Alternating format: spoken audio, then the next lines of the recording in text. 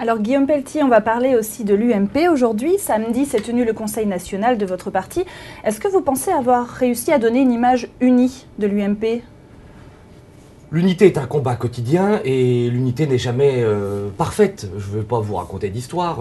On sort d'une période et d'un chemin compliqué. Nous avons offert collectivement à droite, même si nous n'étions ni les premiers et sans doute pas les derniers, un spectacle de division déplorable.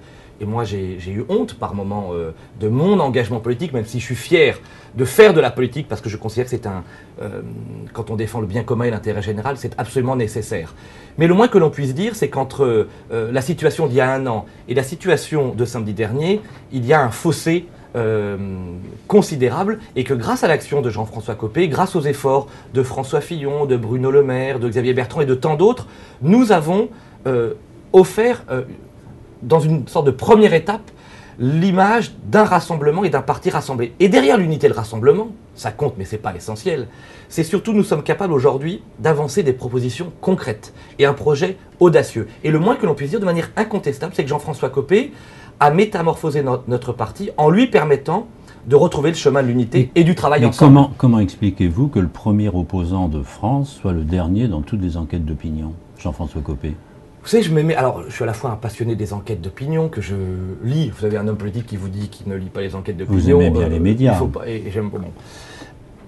Je me méfie beaucoup des analyses définitives. Quand vous regardez ces 30 dernières années, moi je suis né en 1976. François Mitterrand était incroyablement impopulaire dans les années 70. Jacques Chirac ne l'était pas davantage dans les années 90. Nicolas Sarkozy a connu une incroyable traversée du désert au début des années 2000.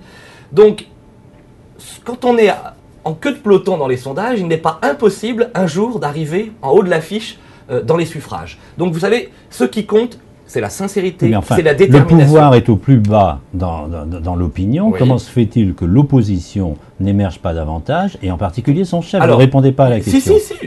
Si, je vous réponds en disant qu'il faut être patient et qu'il y a eu d'autres situations par le passé, je pense entre autres à François Hollande, où on a vu une capacité à émerger, premièrement. Deuxièmement, il y a une situation particulière à droite, moi que j'assume totalement, c'est que nous avons un leader naturel. Mais que ce leader naturel n'est pas au quotidien avec nous. Que ce leader naturel, il s'appelle Nicolas Sarkozy. Qu'une grande partie des Français, tout en l'ayant fait battre le 6 mai 2012, considèrent aujourd'hui que derrière l'homme politique François Hollande, il y a un homme d'État qui s'appelle Nicolas Sarkozy, et qu'entre les deux, il n'y a aujourd'hui pas photo, et qu'il vaudrait beaucoup mieux pour notre pays l'expérience, l'autorité et Est-ce qu'il n'est pas à la fois la chance et le problème de l'UMP? Il n'en a pas été question une seule fois lors de votre convention samedi dernier. On a l'impression que le parti est gelé en attendant une décision de Nicolas Sarkozy. Alors vous savez, vous m'avez parlé des sondages tout à l'heure. Moi, je vous demande une chose, quand on fait de la politique et quand on croit à la démocratie, c'est de regarder les élections. Quel est le parti qui a remporté toutes les élections partielles depuis l'élection présidentielle? C'est l'UMP.